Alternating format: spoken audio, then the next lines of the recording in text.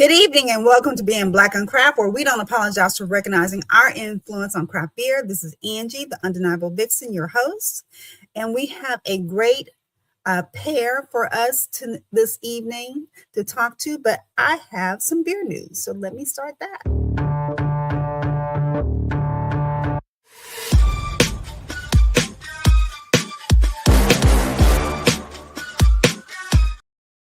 So, first off, a big thank you for all your help. 4/18/2026 New Orleans Barrel on the Bayou. So why is he saying thank you? Well, some shit got started. Basically, there is a clean zone ordinance in New Orleans, and French Quarter Festivals Incorporated, which is another festival, was basically putting their big six down and saying, "Oh no, you can't have the festival here." So they put out a call with change.org, asking people to sign a petition, as well as people that are boots on the ground, no pun intended with that, with like John Winthrop of Cajun Fire, some other folks at it is Southern Brewery, another brewery that I know of. A couple of people, they went into the city when they had their meeting to say, hey, no, there are people that are coming. There are people that are wanting to have this festival. Do not shut it down. So and what was so odd, because it happened on April 1st. So I'm like, Day as a comedian, I was like, this is a real effed up joke that you're trying to do. But apparently it must have been for real, because someone else mentioned that during Essence Festival, they also had mentioned that clean ordinance, that clean zone ordinance happened then too. And they had to kind of work their way through it. But luckily enough and glad enough, with people being boots on the ground, as well as change.org, letting them know through that petition that we're wanting to have barrels on the bayou in New Orleans, because it's freaking next week that they came to an agreement and we're good to go. So I know that probably frustrated him, because there's always stuff happening with trying to have new different things as far as like beer centric, Black owned centric kind of events, and people putting in roadblocks. Vine Street, I know you understand, you hear me, because they had issues too. But of course the show is going to go on. So I'm really excited about that. I can't wait to go next week and give y'all some good information about it. Then next, if you're in the Chicago area, they are having the annual Emancipation Ball for 2026. This is their Juneteenth celebration, benefiting Care More Foundation, with Dallas' own a DJ set from DJ Lowdown Loretta Brown, aka Erykah Badu, of course. And they already have early bird tickets available. So if you're in the Chicago area, make sure that you're following Moore's Beer to click the link to get tickets. And that's going to be Thursday, June 18th. Then something good and delicious from Black Orchid Brewing, a new beer release. The days are getting longer and the sun is sticking around. We know the weather is warming up, but that doesn't mean that you shouldn't have to give up the rich stuff just yet. Think of our newest beer, Chocolate Dreams, or Double Chocolate Porter, as the ultimate sunset companion. Perfect for those slightly crisp spring evenings when the patio weather heat kicks up. And so this is a 5.6 ABV porter that's brewed with massive amounts of cocoa, velvety chocolate, and bar in the glass finish. That sounds really decadent. So this is going to give you some goodness from the winter to the summer. So that porter is going to be right there in the middle, I guess, in the middle ground for you. So if you're near Black Orchid, go and check them out. Then some other news. Let's see here. Old Hillside Bourbon, the Victory Group and Hillside Bourbon Company has partnered with them for a strategic brand expansion. From Durham, North Carolina, roots to a national stage, Old Hillside has built something rare, premium bourbon grounded in cultural history and untold stories. Now with TVG's full-scale platform across content, partnerships, and media, turning that legacy into a movement. So let's build something timeless. So Old Hillside Bourbon is one of the companies that I have been watching and seeing them grow. So they have got partnered this deal to kind of expand. And so that's really great, especially when you get it in different places like at arenas and things like that. It's like amazing, or even in airports. It's really great. So shout out to them for that. Then if you are in, let's see, this is, I don't have this down here, but Love Corkscrew, they have a vineyard experience. So basically they're going to take you, air conditioned bus, bathroom, luxury, very, very nice. May 16th, make sure that you are following Love Corkscrew and go and sample delicious wines from Fern Valley Vineyard in Michigan, Fenville, Michigan. So friend of the show, of course, Love Corkscrew, well, she has so many different hats, but this is really great. This is like a new experience that she's added on, kind of taking you on what her love is for wine and letting you sample those different wines, basically where she's getting her product from. So this is really great. I'm really excited for her for that one. Then what I'm really excited for, if you're in the DFW area, you're here in Dallas, Texas, you see this logo, you know what this freaking means. Smittok's Brewing is on its way to being a real thing, opening their doors. So they have been doing some brewing. So this is a quick shout out to Jeremiah, aka Childless Gambrinus, for sliding through this weekend and helping knock out some tank CIP. Not glamorous, but it's part of the grind that keeps everything flowing. Long hours, cold hoses, hot chemicals, and still good energy all around. That's how you build something solid. We're getting closer. So this is really great.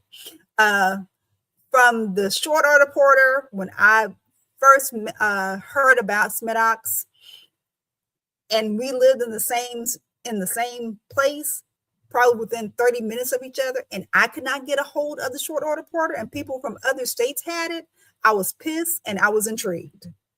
And when I finally got a hold of it, I was elated. He makes phenomenal beers. I'm excited for the team. I might have a little sneak preview for you, but I'm not going to say anything until it happens. But I will make sure that I will bring that content to you. Then, for our cigar lovers like me, I just heard about this. Rose City Cigar and Soul, the Pacific Northwest premier event for cigar aficionados and music lovers. Join us for the 3rd annual Rose City Cigar and Soul Festival in Portland, Oregon, July 9th through the 12th. This exclusive event promises an experience that you won't want to miss. Hosted by the Onyx Experience and the Rose City Cigar and Soul, is a 4-day celebration that's not just about cigars and music. It's about community, culture, and connection. Immerse yourself in an unforgettable weekend where you engage with fellow cigar enthusiasts, celebrate the rich heritage of soul music, and experience the vibrant culture of the Rose City. With scenic outdoor views, live music, educational sessions, and networking opportunities. This festival is a true celebration of community that brings us all together. And I went looking, as I was scrolling on Instagram, minding my business, loving Jesus like I do, and I found this because I am a cigar smoker. And I saw this and I was like, oh, this is interesting. I've never seen this because usually the events that we have maybe like, it might be a weekend, but it's like very niche, very small. This seems like this is a big, fully fleshed event. I know I traveled. I did a whole lot of international travels last year, so I'm not traveling this year. And with everything that's going on, I don't want to go anywhere. So for 2027, this is going to be on my calendar of events to do. And if you are into cigars and little liquor, and I'm sure there'll be beer around, you might want to check that out. And that's all the news I got.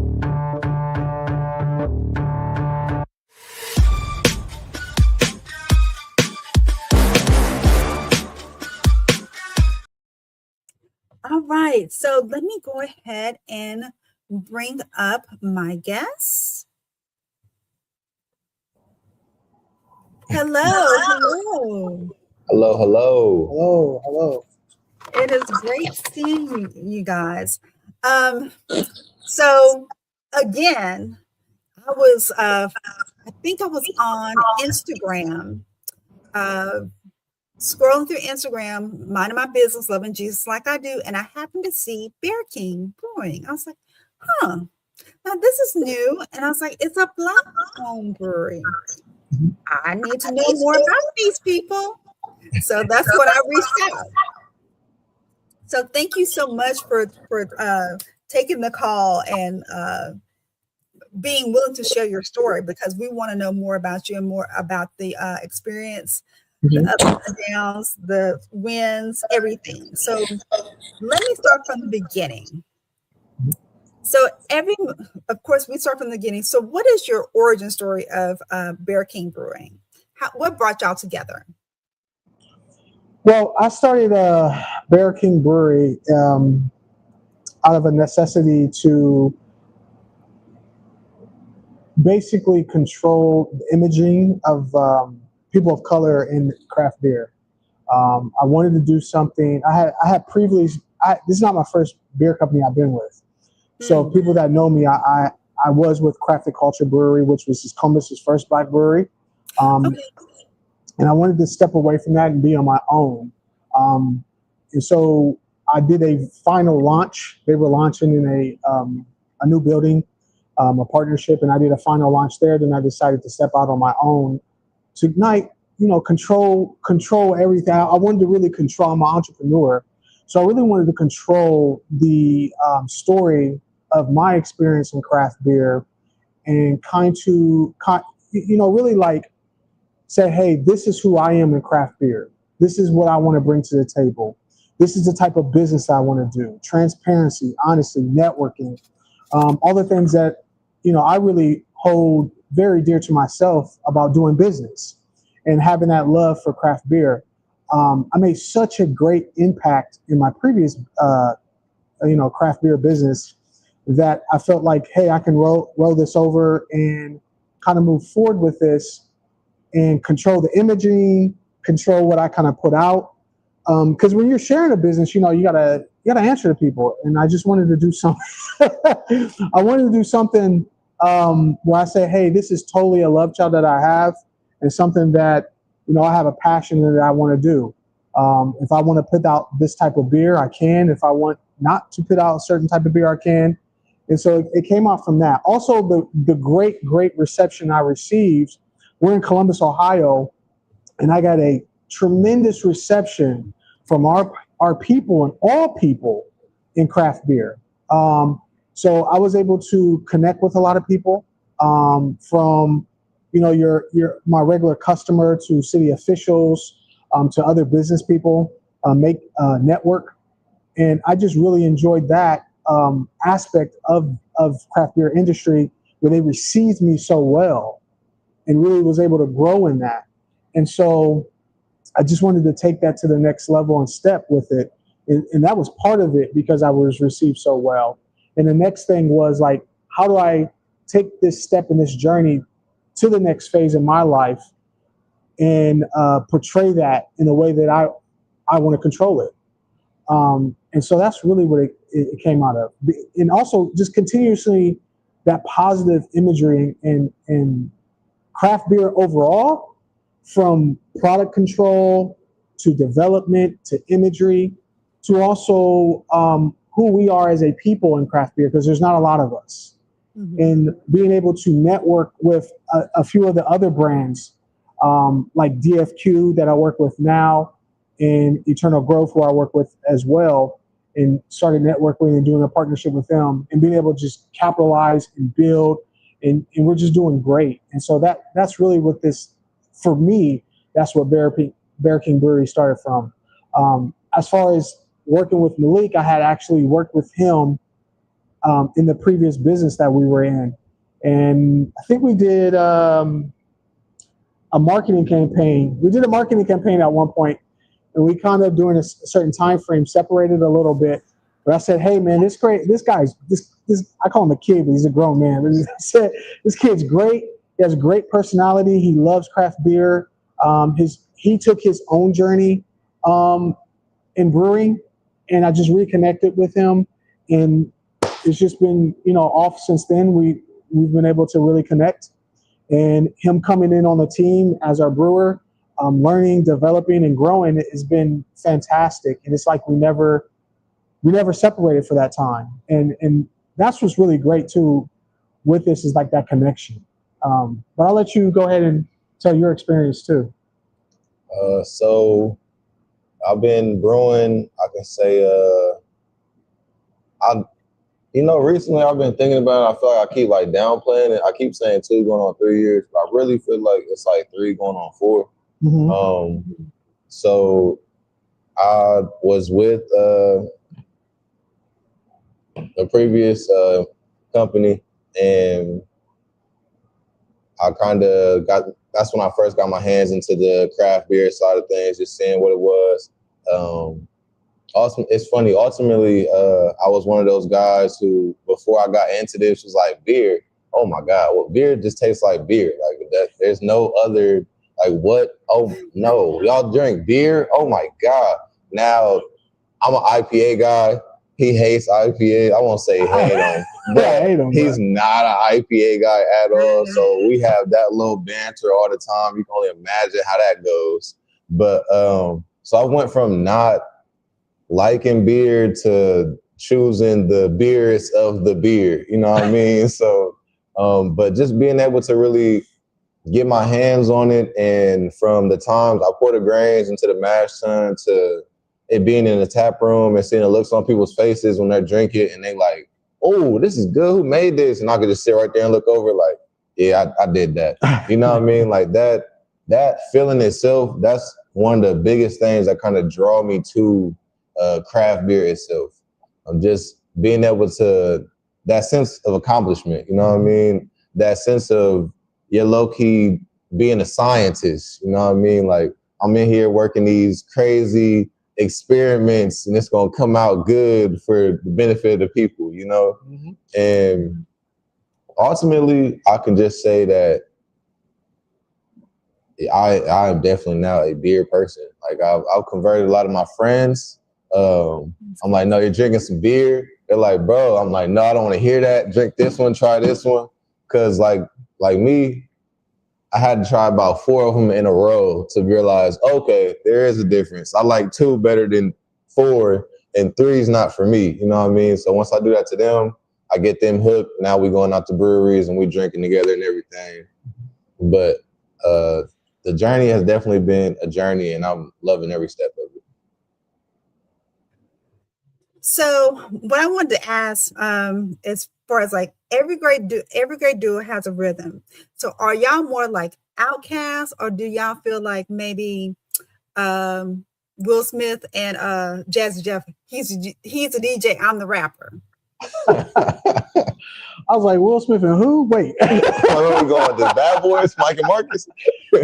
I think our relationship is really unique because we do have an age difference, and so there's this big age difference. So if anything, it'd be like a Batman Robin kind of thing where, you know, of course I'm Bruce Wayne, but I don't like that already. I mean, in general, there's just camaraderie and mutual respect more than anything, and so I respect who he is as a person and his experience and his love for craft beer and his journey. Because we kind of, I started mine a little bit earlier, and I've been in his space he's been in before, like figuring out what I want to do in craft beer.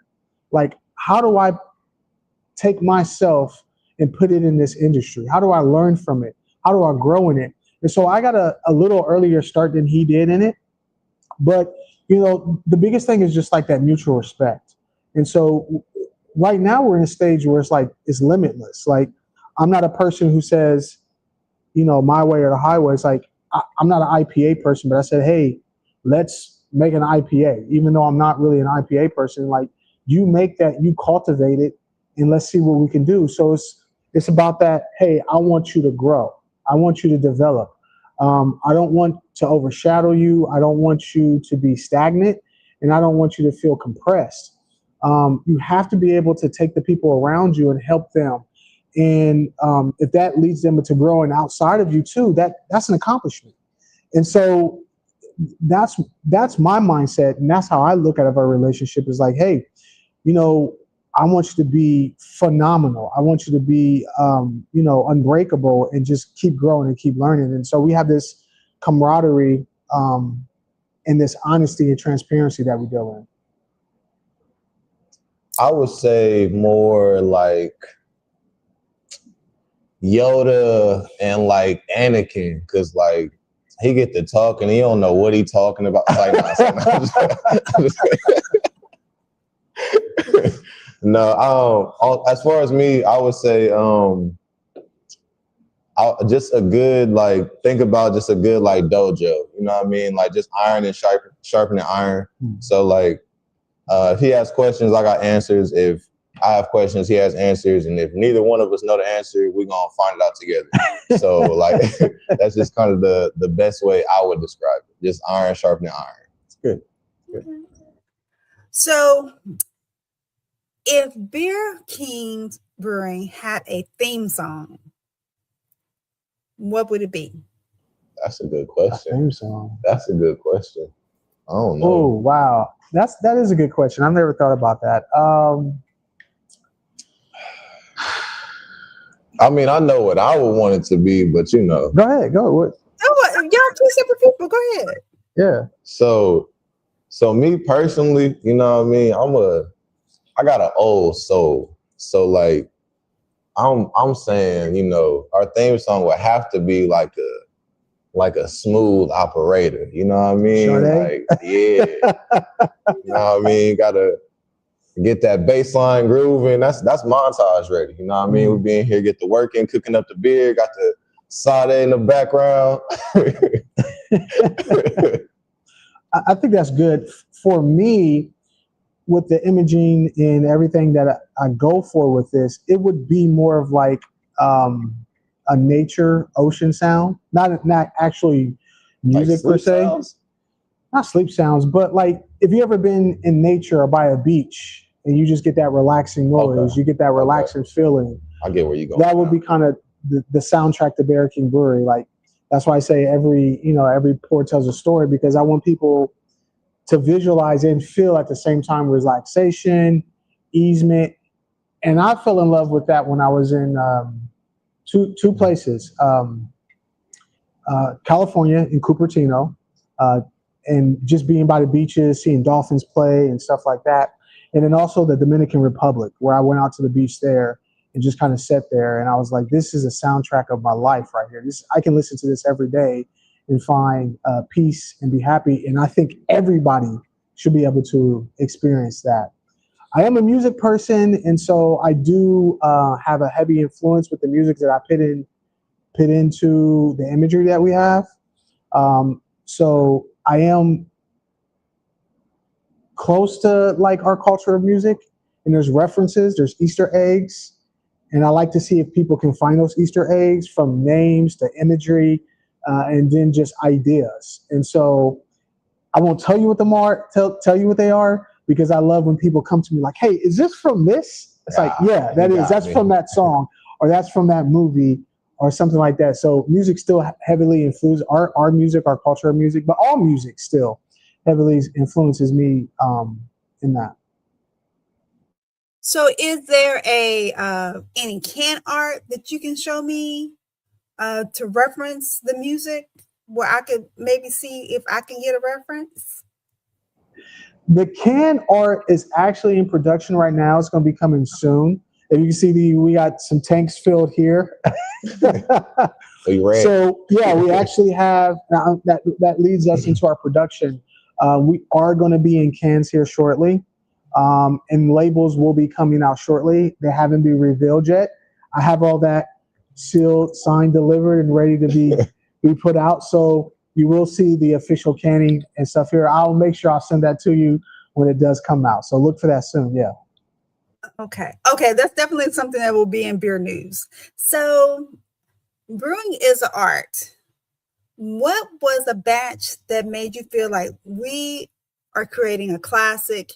And has there been any, Malik, in your history, has there been something that you was like, you thought it was going to be fire, but it didn't make it?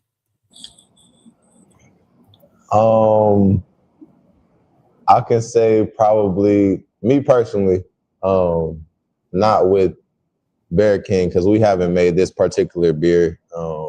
But in my past dealings, I can definitely say my first time going at a sour was definitely a little different, I shall say.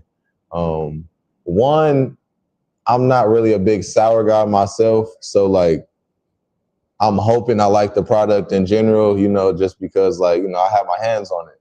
But with that being said,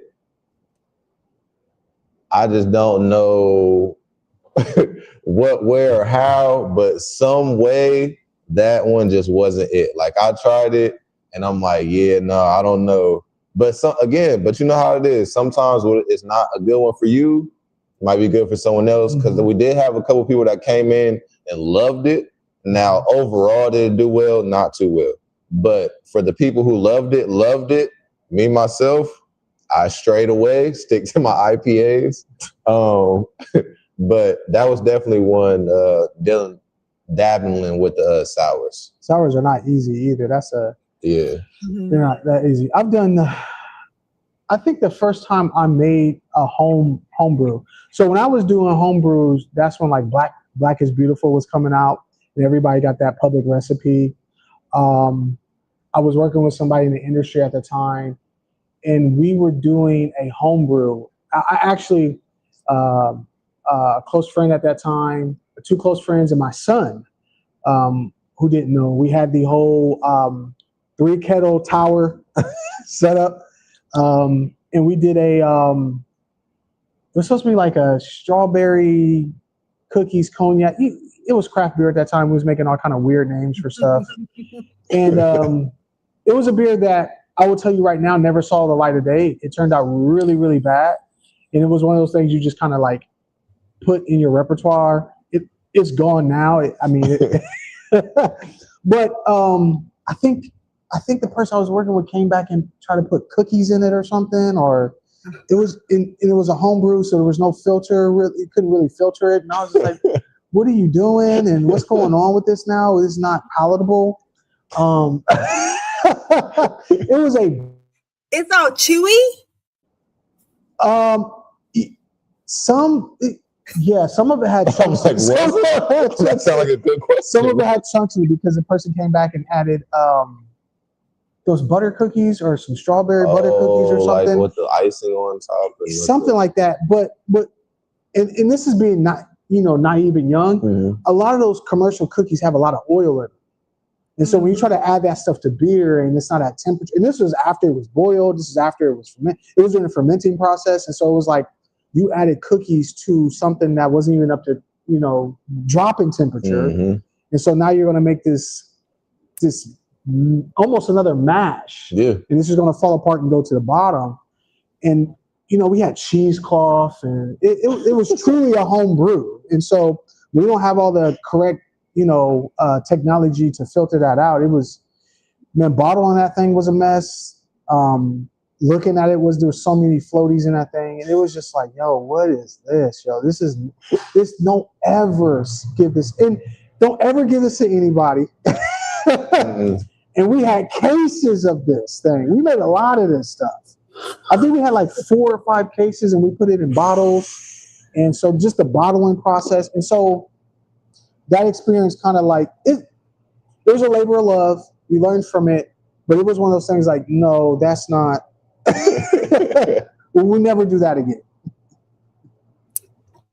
But at least you got your reps in. You got the process of doing it. So that's the good thing. You got your reps in. Kindly, yes.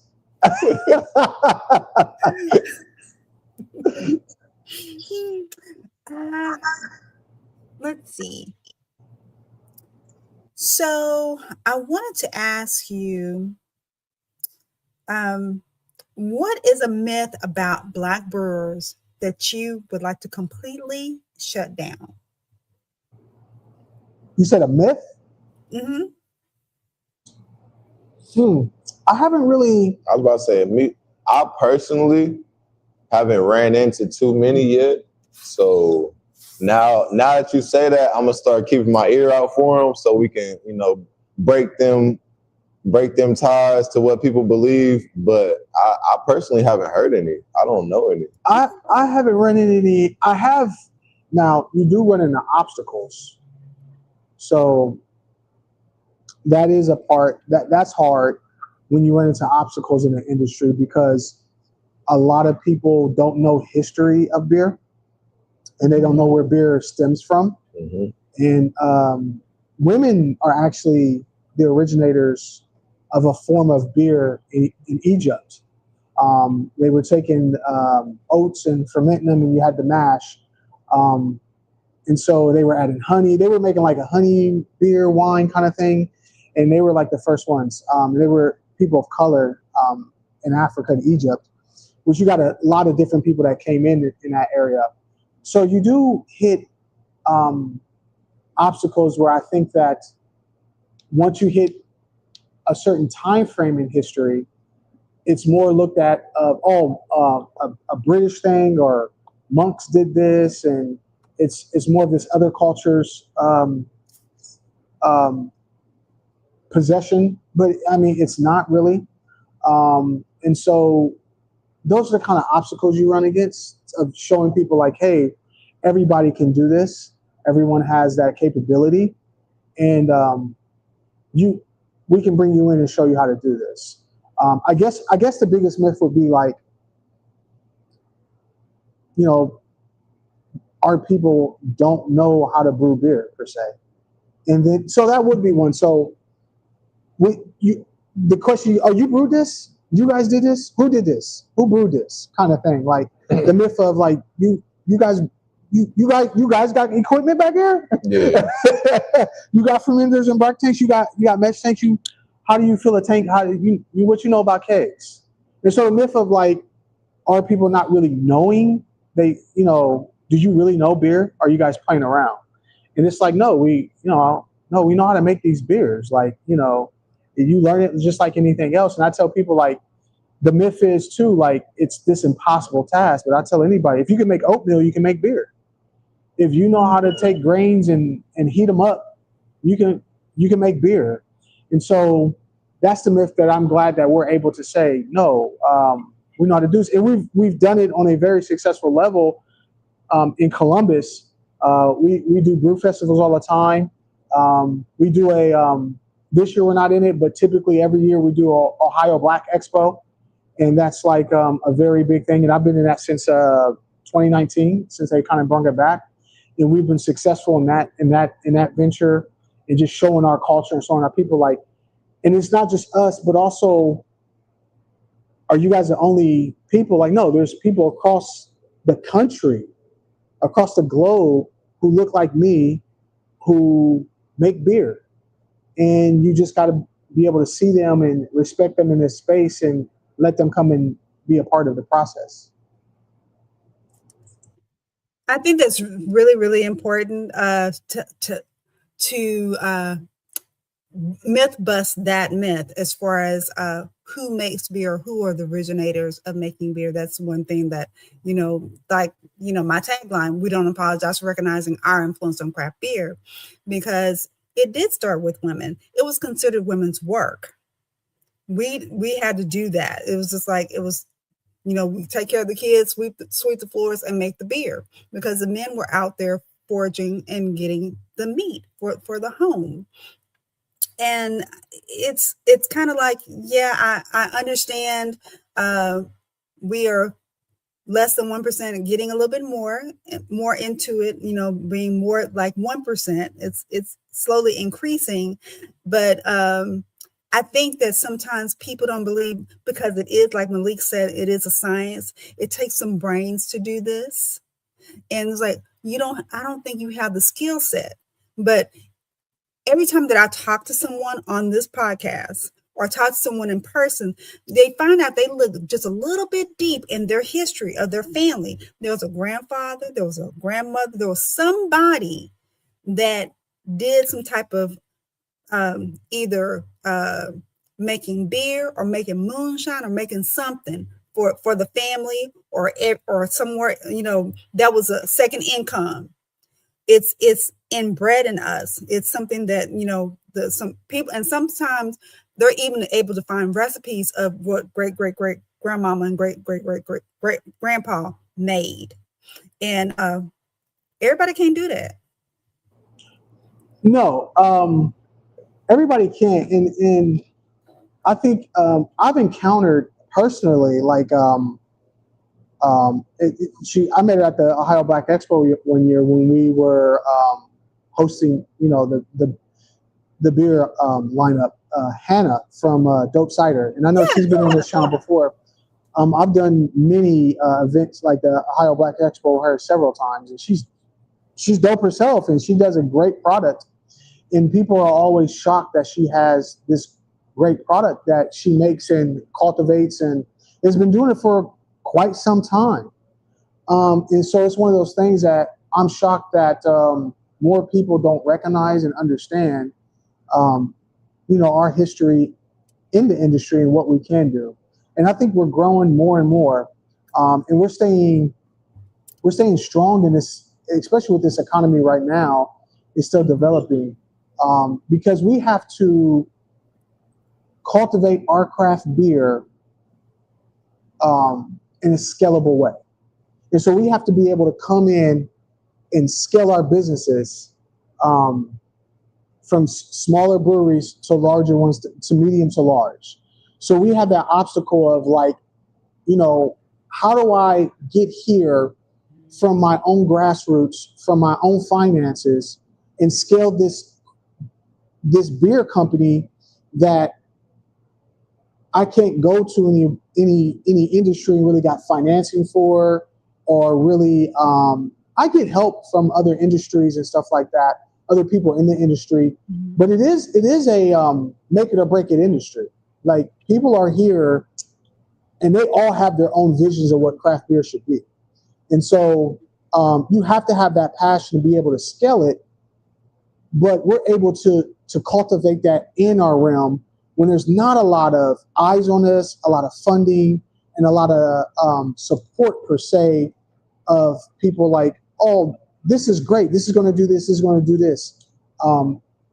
So that can be a challenge. But there is people in your history. I tell people all the time, look into your history.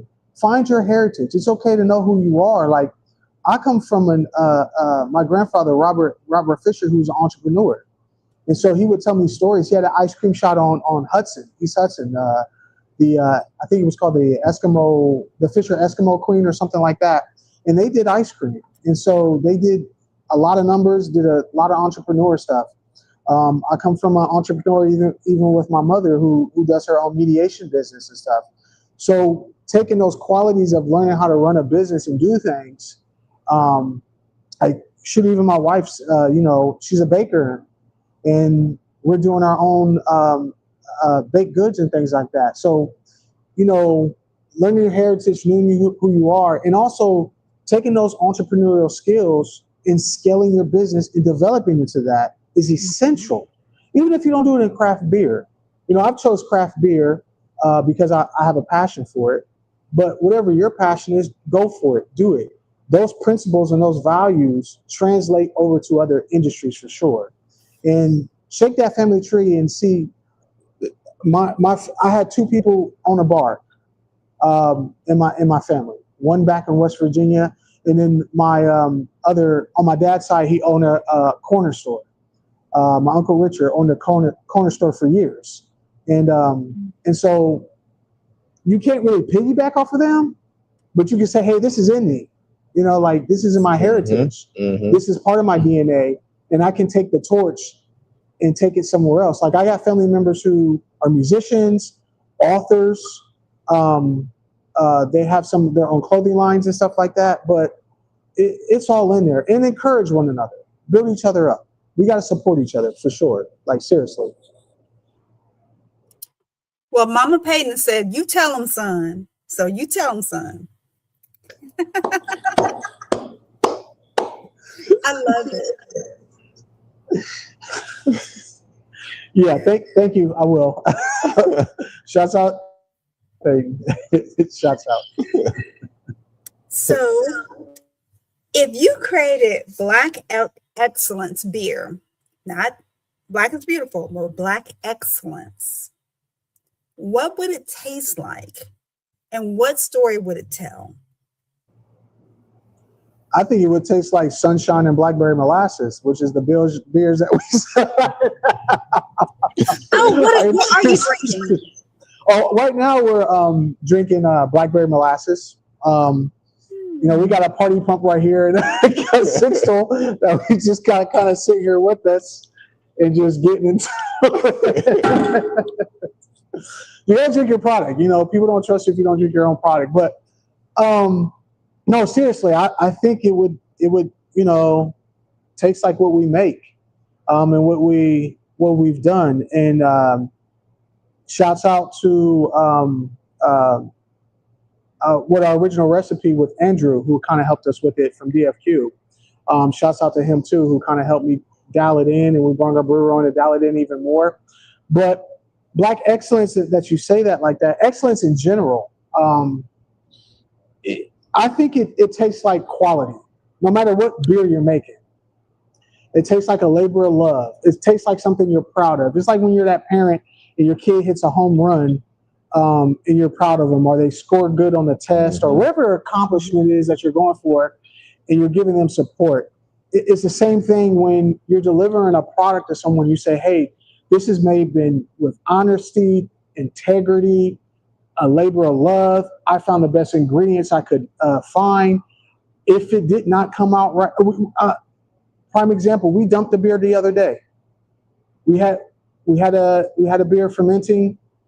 It didn't come out the way we wanted to. We had to dump it and make it a new one. And so when you're handing the product to somebody, they know like, hey, they're going to hand me something that is respectable, enjoyable, and it's going to, you know, show that they care about me. And that's excellence to me. Like handing that good product, knowing that I made this for you, and I hope you enjoy it. But if you don't like the taste of it, that's fine. But you can also say, I see the labor that you put into it, because everything's not for everybody, and that's okay. I don't like IPAs. You might have put your heart and foot and soul into the IPA.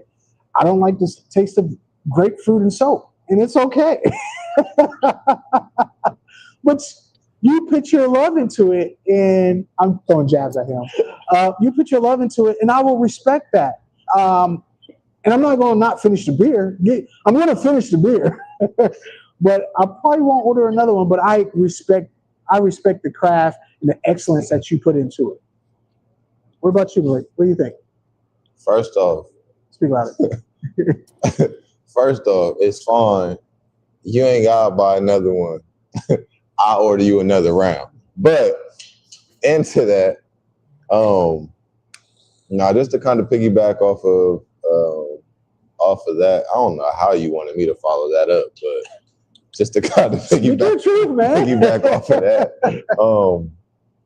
Yeah, no, just as long as, like I was saying earlier, you know what I mean? Just from us knowing that like you said, the labor of love, all the work and everything that we put into, to just seeing that 1 to 2 people who went ahead and ordered it, tried it, and loved it, at the end of the day,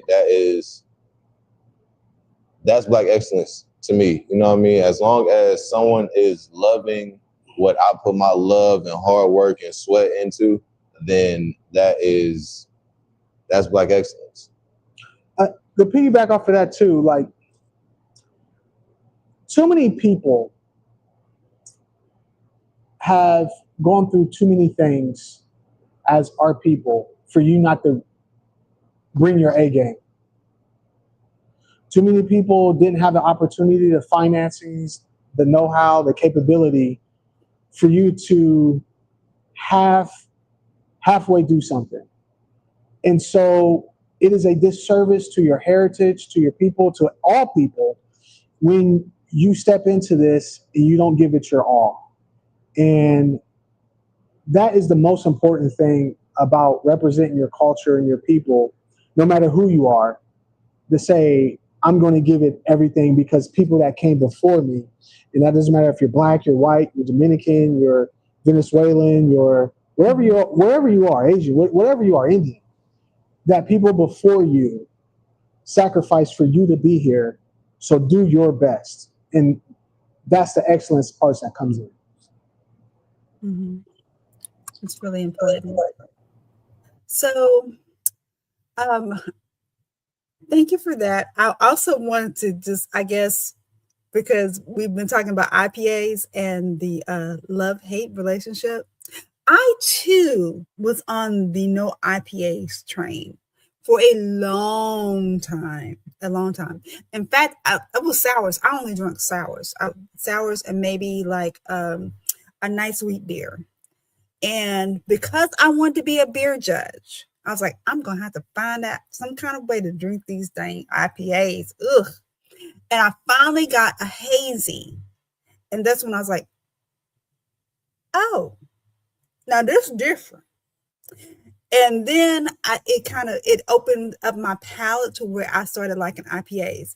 Not saying that you'll always be that way, but if you keep an open mind, it might come to you. And now I don't drink sours at all, but I will have an IPA. Now, some that are just like really, really, really like dope and dank, like Crowns and Hops. Some of those, I have to pull back because they're just like real dank.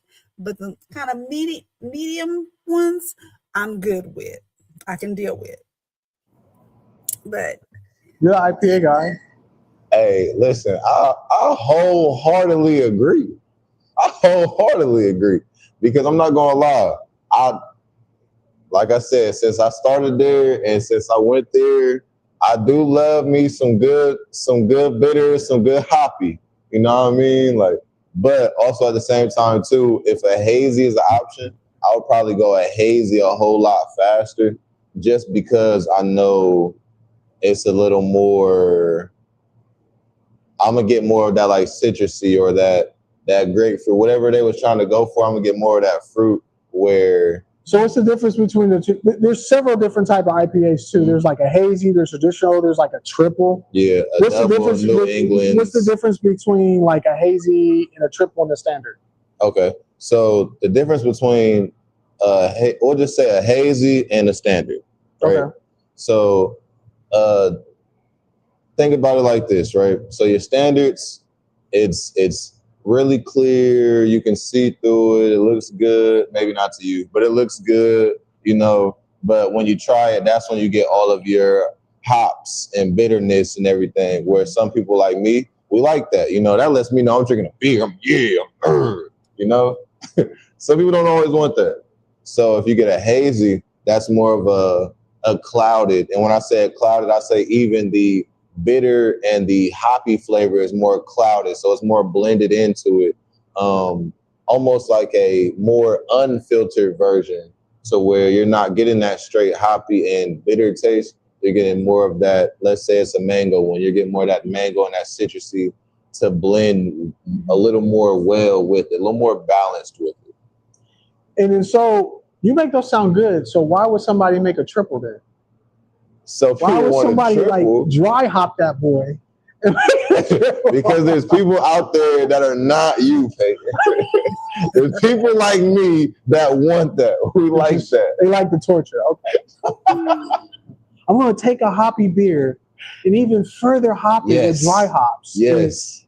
to the point, so hoppy, I want to be looking at a bunny in my glass. Yeah. I just feel like, and so I don't have, like I've had IPAs that I've enjoyed.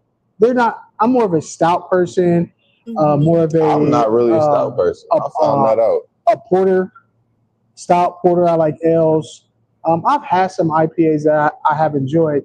I just think at one time in the craft beer culture, too many people forced the like of IPAs to where it was like, there's no way. I tasted IPAs when it was like 5-6 years ago, maybe, where IPAs was like, you don't have an IPA, you don't belong in a craft beer kind of mentality. And you would taste some stuff and you're just like, listen, I might as well just be chewing on the hops with water in it. Like, what are we doing now? And I get it, but the masses of people did not enjoy it. And like I said, everything's not for everybody, but it was over. And I think that caused a big issue in craft beer industry, where you had some of these craft beer tap rooms kind of struggle for a while because they couldn't adapt that your average consumer didn't want that. And it's like you got 4, now they have black IPAs as well. Yeah. So they're darker and they're more robust. I've had one of those at shout out to Two Tones and Tony, they make one. And it was pretty good. I liked it. So there are some that I have enjoyed, but it was just, I feel like it was this weird era in craft beer where you over pushed IPAs, and I think it kind of I think it hurt some people in the industry. So basically, they made a good song mediocre to you. They played it out too much for you. Yeah, pretty much. Yeah. I got you. All right, I got you. Yeah. I can say that it's still a good song. You just heard it too many times. Yeah, I mean, yeah. It's an okay song. We can. Okay song. All right, whatever. It's only okay now. It was great back in the day. So, what's one lesson the industry taught you that nobody warned you about?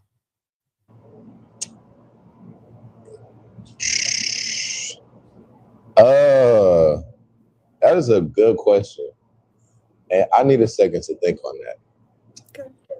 I can tell you right now with mine is it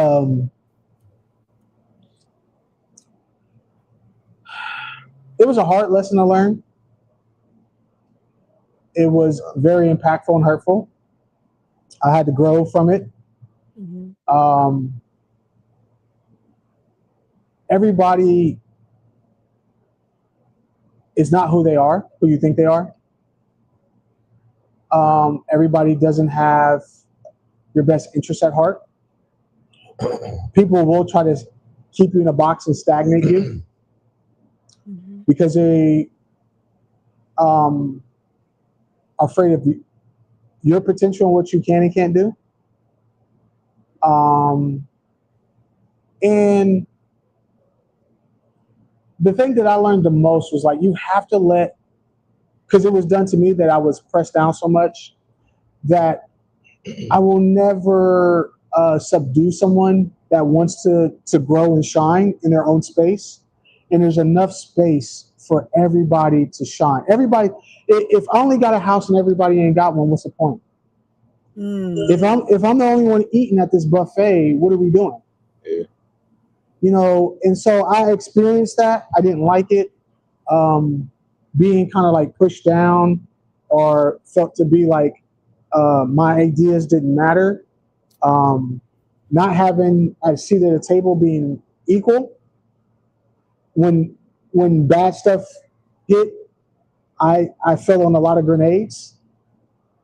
But when good stuff came, that stuff never really reached me.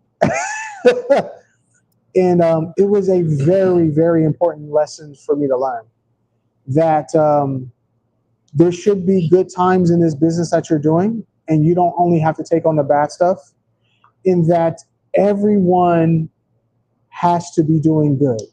Everyone needs to network. Everybody needs to shine. Everybody needs to grow. You should never, ever keep somebody under your thumb because they might outdo you in some kind of aspect. And matter of fact, if you have somebody under your wing, or if you're partnered with someone and they start doing fantastic, that means that you are part of that process and you've helped them. And also, when they're growing, you'll grow. You know, people are going to eventually maybe do better than you, and that challenges you. And that the iron versus, sharpen irons, and that teaches you to do better. You know, somebody might come along and be like, I'm doing better than you in this aspect, not out of an ego or pride, but just out of love, and be like, let me show you how you can get here, and let me show you what I did. And being transparent and honest and really have a love for people is a thing that, that I had to learn in what I developed. And me going through that hard time and me going through that I would never wish that on anybody else. And so I do everything in my power and my capability to be transparent, honest. I network. I want people to grow. I want people to flourish. And that's something that I will always hold dear, is the development and growth of people around me. And I never want to see anybody become stagnant or say, hey, Peyton, you kept me back, or you didn't believe in me, or I don't think I was able to excel because of you. Mm. You got anything? You got anything, Malik? I need to start going first. I don't like following these. No, this is true. No,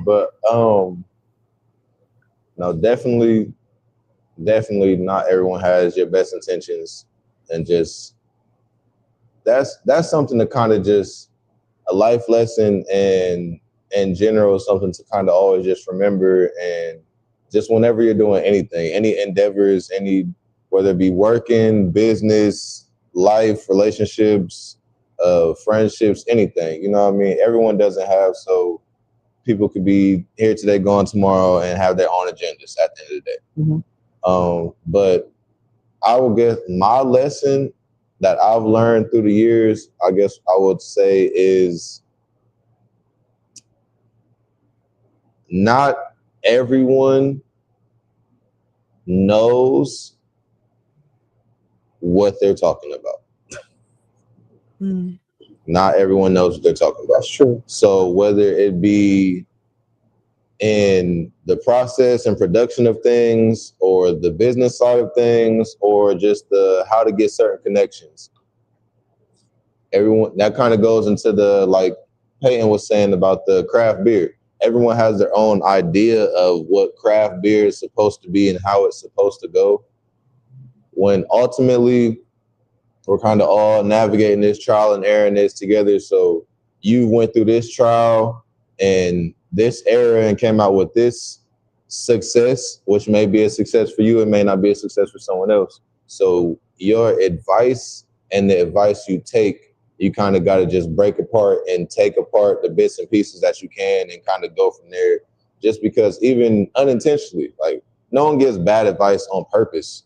People feel like they're giving the best advice at the time, unless they have harmful intentions, you know what I mean?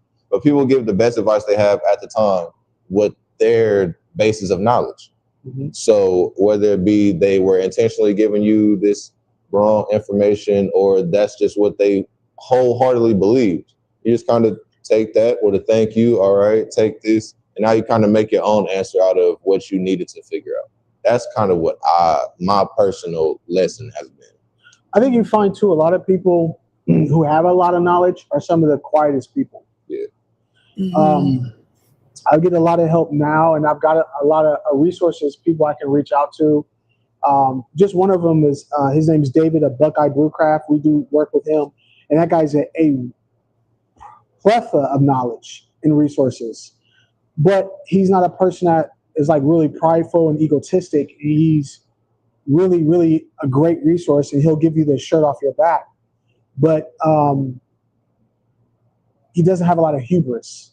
And you'll find people who are very successful at things aren't always those type of people. I have another person I mentor with over at the Blue Note, Derek Purnell, and I've had conversations with him, and he's been fantastic with the knowledge and saying, hey, this is how you can do this is how you can do it, and giving opportunities and help.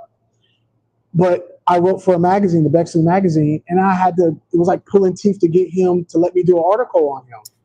Mhm. And when you sit down and he mentors you and gives you this information, you're like, man, you're fantastic and you're successful. And he's just growing and everything. But those are the people who are like, it's hard to get those people to talk more. And I wish they would get more in front of people and really, share their wealth of knowledge, because there's people out here that need it.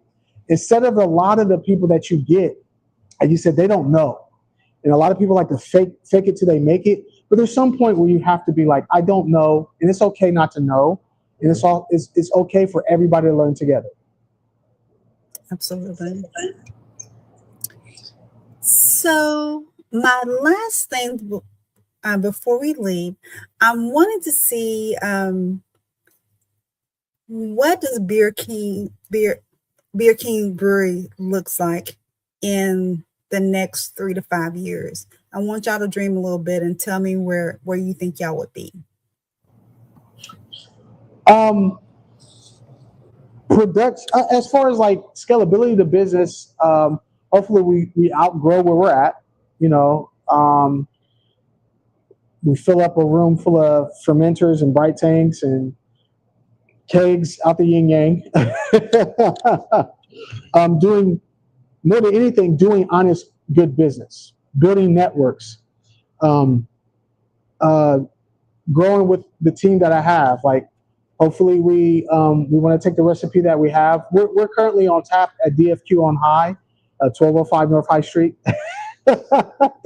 downtown in the short north in Columbus.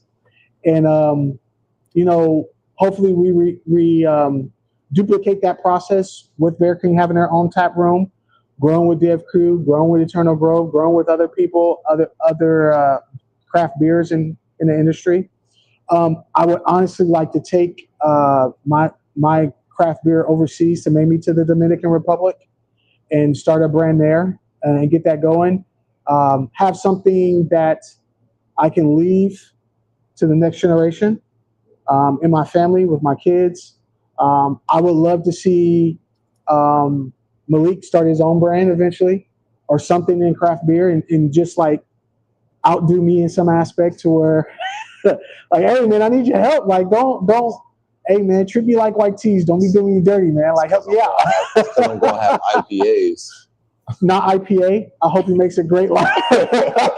But I just want to see. I want to see us still doing what we're doing now, but in a scalable way, passing on wealth to the next generation so they can come in. I'm a firm believer, like, you have your time in the sun. Don't sit too long, and mentor somebody to come in underneath of you and keep it going. And so that's what I would love to see. I would love to see our next generation take this over and push it. I'm sitting somewhere enjoying it and just happy that I helped. Mm-hmm. Come on, Mom. Mama Peyton, hey, Mama Peyton is letting us know about her baby boy, and she's shining to the mountains. And me being the only child, I get it. You better let Mama love on you. She letting know about her son. We love it. In a couple of years. 3 to 5 years, I'm seeing a brick and mortar. I'm seeing a tap room in the back. I'm seeing about 12 taps, about 8 of them ours. I'm seeing filled tap room every day but Monday. I'm seeing we can't get the people out of our spot. I'm seeing good things, man. I'm seeing good things. I got nothing but good, high aspirations and expectations for this, for how we're gonna run this, get this going, get this spread. I know one of his biggest things is wanting to get a beer in the DR, so I'm gonna do my part the best I can to make sure we make that happen. Just because he said it to you once, I've heard it multiple times. So now that's something he really wants to do. So we're gonna make sure we make that happen. Bear King is going international. No, I got a lot of big hopes and dreams, and then even if in the next 3 to 5 or whatever, and I branched off, it would be so many collabs just because of this was my, I could say, grassroots. So he wouldn't get rid of me if he wanted to. Well, thank you. I appreciate that. Well, definitely want to make sure that I piggyback on this with you having a desire to be in the DR. John Winthrop, which is in New Orleans, Cajun Fire, he has done an expo, I think twice in Asia, in Japan. And he is actually the first person of color that can do distro within the whole 50 United States. So this is probably somebody that I want to make sure that, before we disconnect, make sure that you get his information, because he might give you some cues as far as getting that dream moving forward, as far as getting it to Dominican Republic. So keep me honest, but I want to make sure that I get that to you. So this is what being Black in Craft is all about: ownership, innovation, building something that lasts. I really appreciate you, Justin and Malik. I really thank y'all for coming in and sharing with us. Everything that you said has been so heartwarming and very down to earth. It's like, you're not pulling any punches. We're just doing good business. And I love that about you. So stay rooted, stay bold, and keep crafting your story. And thank you all for joining us for being in Black in Craft, where we don't apologize for recognizing our influence on craft beer. And we will say good night. Peace. Good night.